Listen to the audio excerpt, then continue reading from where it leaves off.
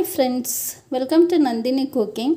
ಇವತ್ತು ರೆಸಿಪಿ ಬಂದು ನಾನು ದೋಸೆ ಮಾಡೋದು ತೋರಿಸ್ತಾ ಇದ್ದೀನಿ. ಇದು ಯಾವುದರಿಂದ ಅಂದರೆ ಇದಕ್ಕೆ ಯಾವುದೇ ಥರ ಅಕ್ಕಿ ಆಗಲಿ, ಉದ್ದಿನಬೇಳೆ ಆಗಲಿ, ಅವಲಕ್ಕಿ ಆಗಲಿ ಏನು ಬೇಡ, ಏನೂ ಬೇಡ, ಸೋಡಾ ಬೇಡ, ಏನು ಬೇಡ.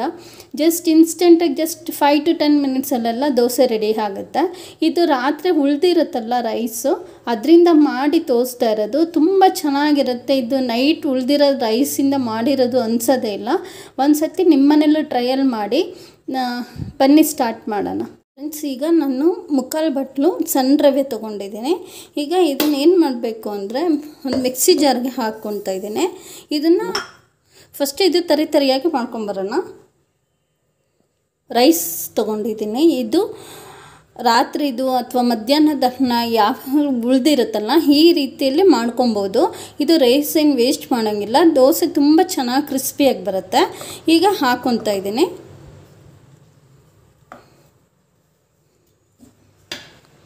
ಫಸ್ಟ್ ಇದನ್ನು ಇಷ್ಟು ನೀರು ಹಾಕ್ದಂಗೆ ಫಸ್ಟ್ ಇದು ರುಬ್ಕೊಂಬರೋಣ. ನಾನು ಯಾವ ಕಪ್ಪಲ್ಲಿ ರವೆ ತೊಗೊಂಡಿದ್ನೋ ಅದೇ ಸೇಮ್ ಕಪ್ಪಲ್ಲಿ ಸೇಮ್ ಕ್ವಾಂಟಿಟಿ ಮೊಸರು ತೊಗೊಂಡಿದ್ದೀನಿ.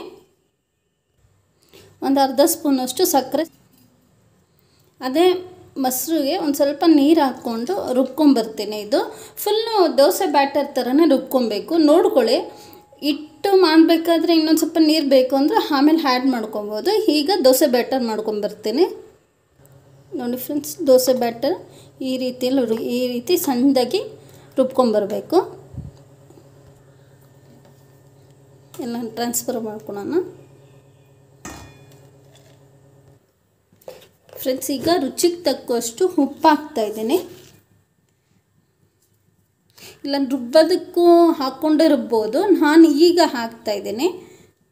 ಇದಕ್ಕೆ ನೀವು ಬೇಕು ಅಂದರೆ ಸೋಡಾ ಹಾಕ್ಕೊಬೋದು, ಇನ್ನೂ ಅಥವಾ ಸೋಡಾ ಮಿನಿಟ್ಸ್ ರೆಸ್ಟ್ ಮಾಡೋಕ್ಕೆ ಬಿಡೋಣ. ಯಾವುದೇ ರೀತಿ ಗೋಧಿ ಹಿಟ್ಟಾಗಲಿ ಅಕ್ಕಿ ಹಿಟ್ಟಾಗಲಿ ಏನು ಬಳಸ್ದಂಗೆ ಇದು ಮಾಡ್ತಾ ಇರೋದು. ತುಂಬ ಚೆನ್ನಾಗಿರುತ್ತೆ, ಕ್ರಿಸ್ಪಿಯಾಗಿ ಬರುತ್ತೆ ಫ್ರೆಂಡ್ಸ್. ಈಗ ಹಂಚು ಕಾದಿದೆ.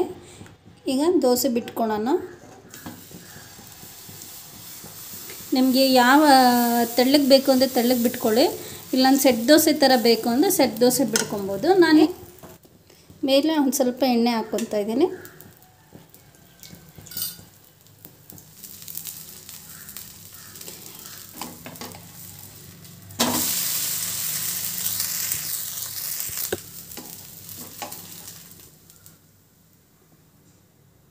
ಫ್ರೆಂಡ್ಸ್, ಫೈನಲಿ ರೈಸ್ ನೈಟು ಉಳಿದಿರುತ್ತಲ್ಲ ಅದರಿಂದ ದೋಸೆ ರೆಡಿ ಆಯಿತು. ತುಂಬ ಚೆನ್ನಾಗಿರುತ್ತೆ, ನೋಡ್ತಾ ಇರ್ಬೋದು.